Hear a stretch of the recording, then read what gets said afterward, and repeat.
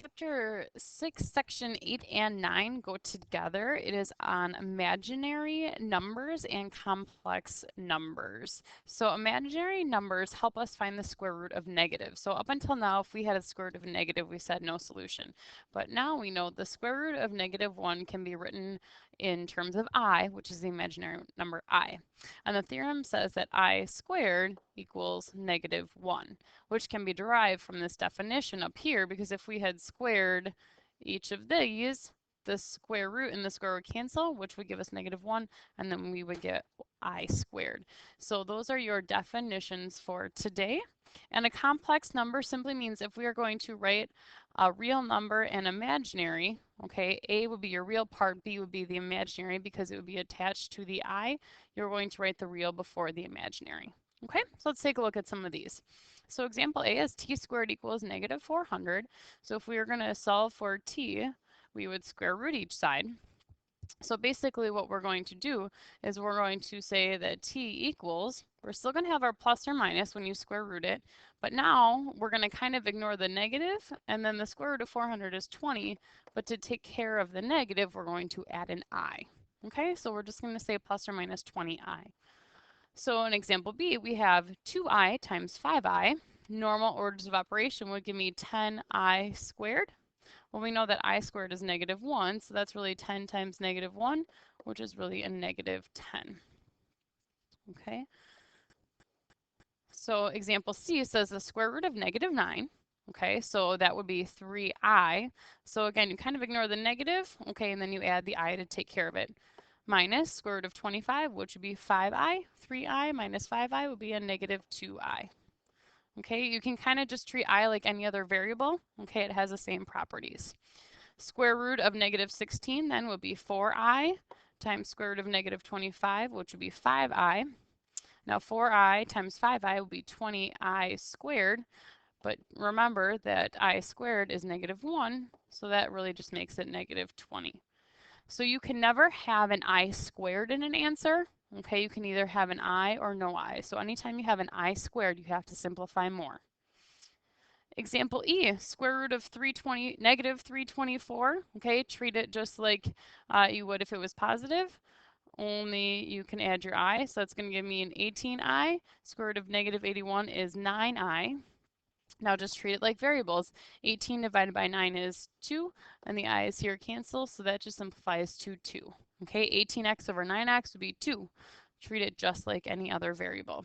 Okay, example F, 3 minus 4i minus the quantity 7 minus 8i.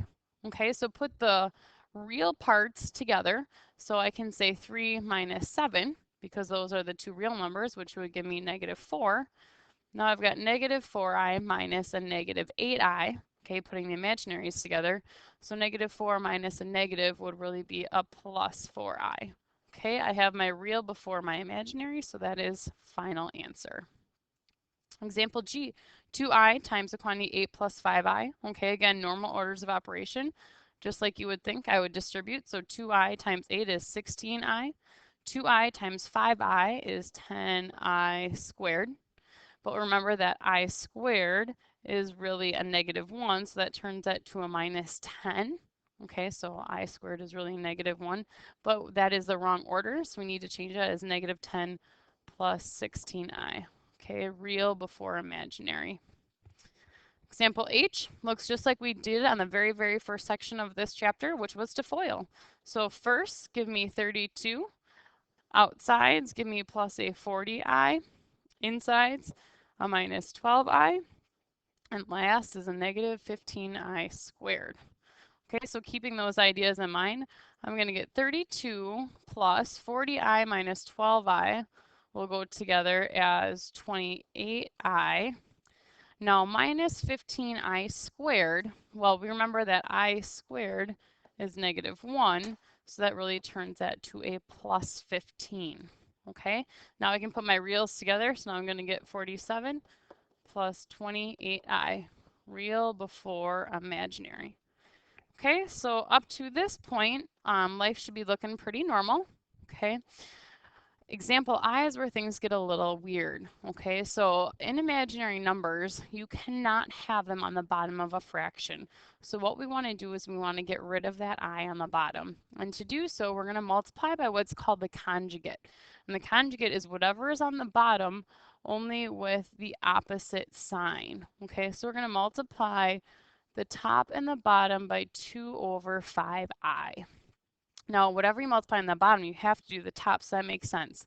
So again, the conjugate, okay, is the word, and I'll write this down on some notes. Conjugate is whatever is on the bottom with the sign changed. Okay, so there's our note. Okay, and now we're going to go ahead and kind of see why that works. So what we're going to have to do is we're going to have to FOIL on the top and on the bottom. So if I FOIL the top, 3 and 2 give me 6. Outsides give me a minus 15i. Insides give me a minus 8i.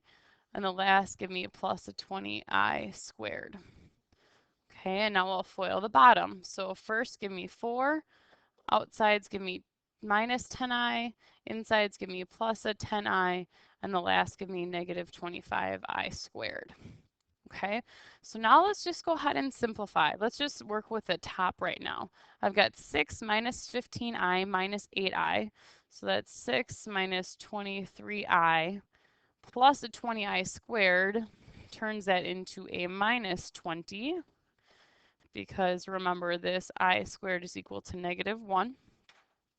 So now I've got 6 minus 20, so I've got negative 14 plus negative 23i on the top.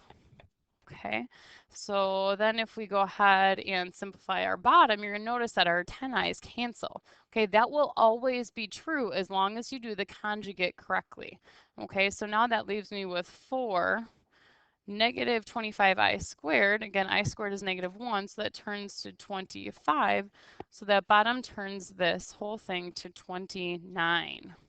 Okay, so now the only step that we have from here is to separate this out. So what we want to do is have our real and our imaginary separate. So what I can do is divide it in the middle.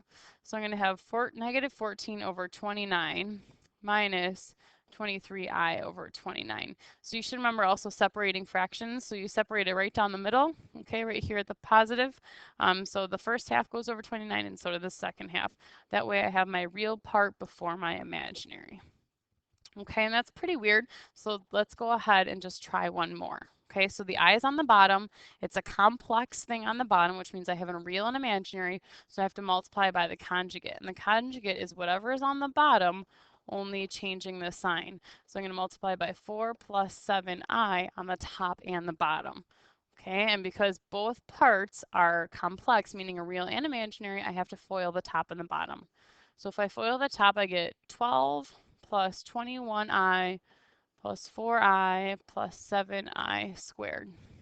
If I FOIL the bottom, I'm going to get 16 plus 28i minus 28i minus a 49i squared. Okay, so I know you're good at FOILing, so I'm sure that's not the problem. So let's go ahead and simplify the top. So I've got 12 plus 25i. So I could put those two together.